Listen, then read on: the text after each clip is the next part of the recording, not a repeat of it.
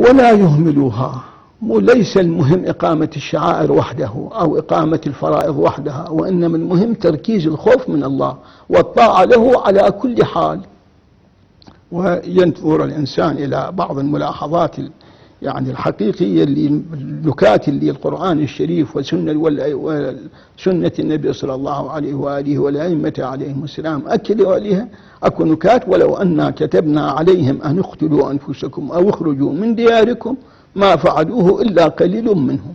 هذه القضية هي تكشف عن أهمية حالة التسليم إلى الله والخوف له، بحيث يخلي عند الإنسان حالة من حالة التضحية المجردة وإن كان لا يعلم وجهها.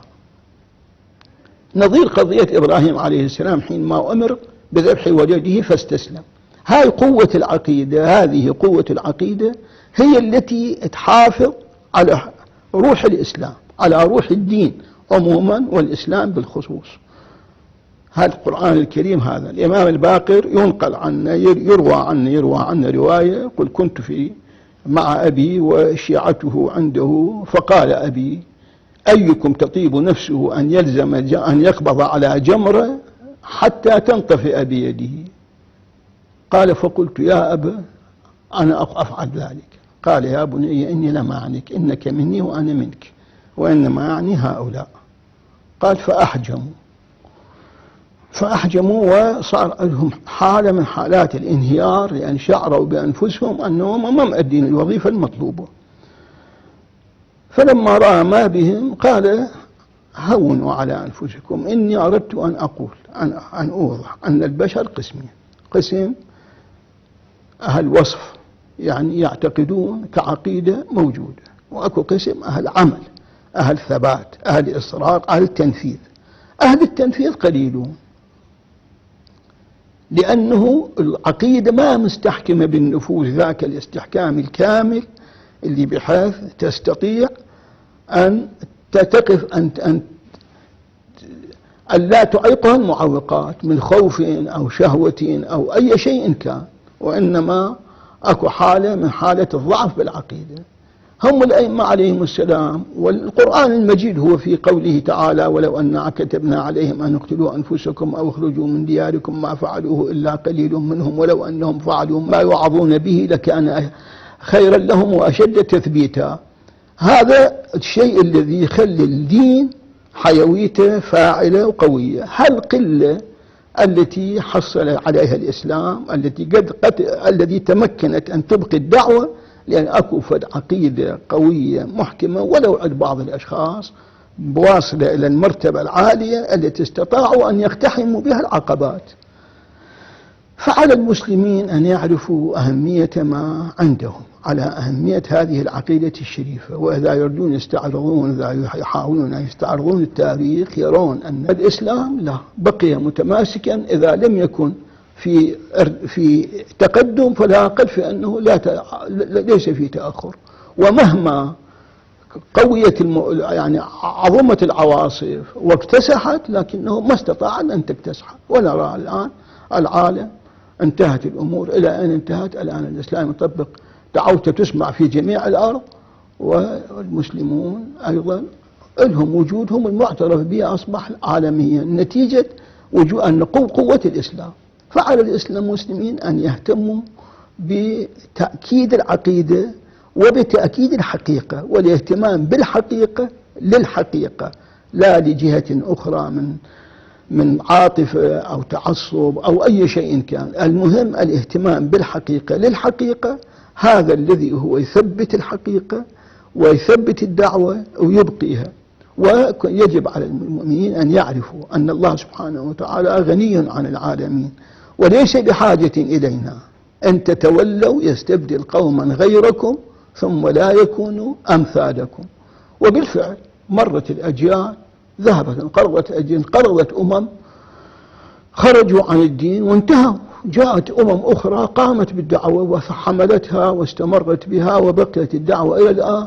إذا نريد ننظر إلى يعني الوضع الذي كان، نرى أن حملة الدعوة بقوا متعاقبة الأمم، ما بقيت أمة واحدة هي متمسكة بالدعوة فقط.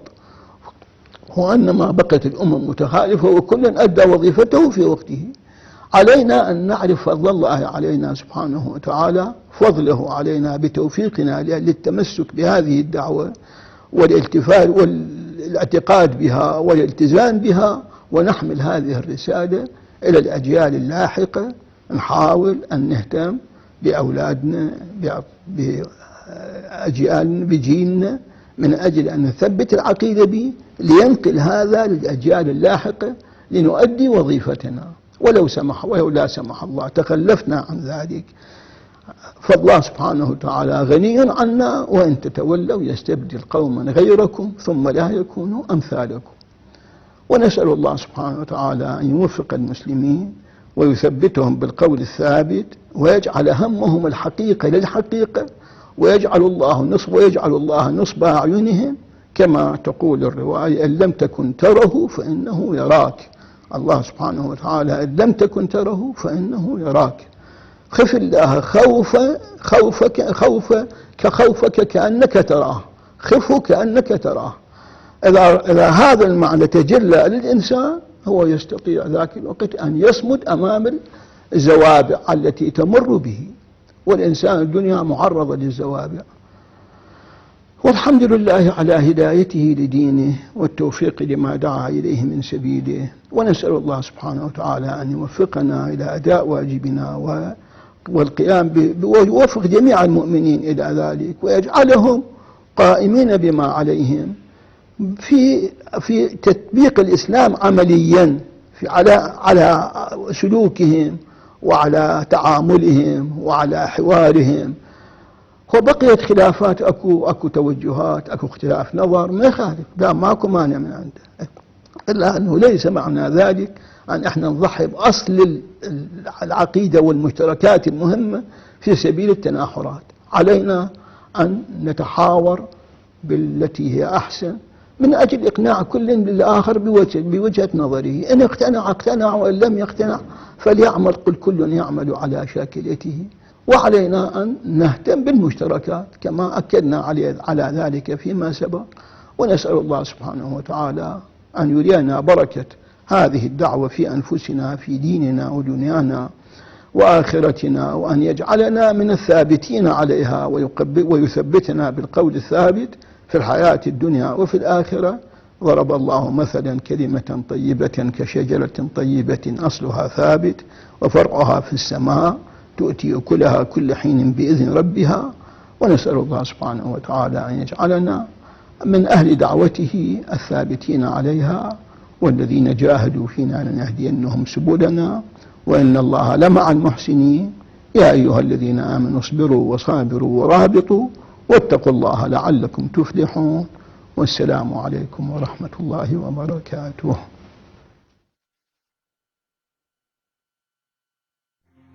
الصلاة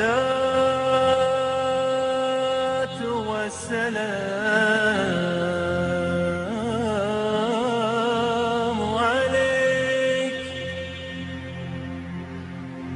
عليك يا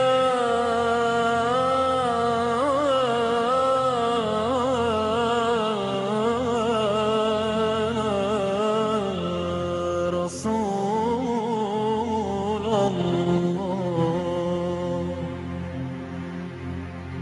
الصلاة والسلام